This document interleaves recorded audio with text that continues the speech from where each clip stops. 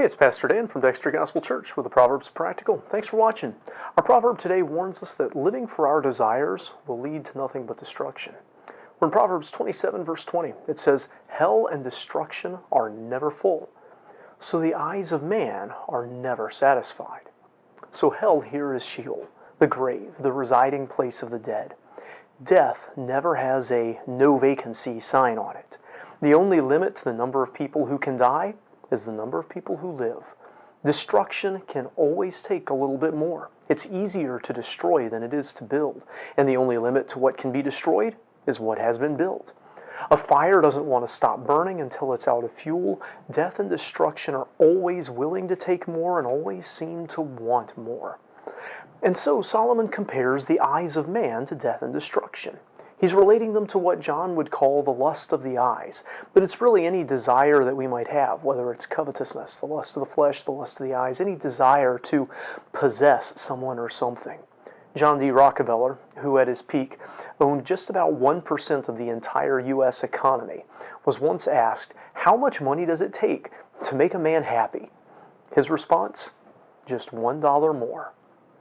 However much he has, humanity always wants just a little bit more. His eyes are never filled.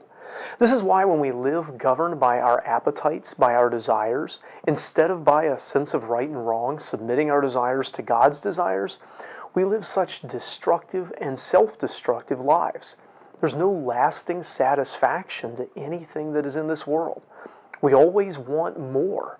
You could say that our desire is infinite.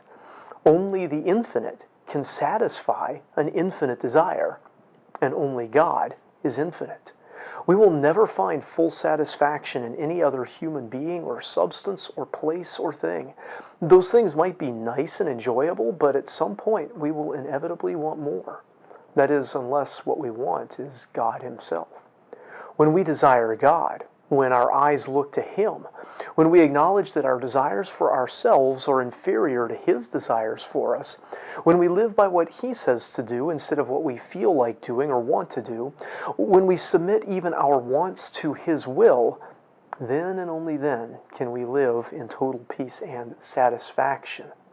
We were made for something infinite and eternal, and as long as we keep trying to fill the infinite with the finite, we will keep adding to hell and destruction, but never satisfying our own eyes. I hope this video is a help to you. If it is, give it a like. If you haven't already, subscribe to our channel for more content like this. Until next time, I hope you stay well and desire God.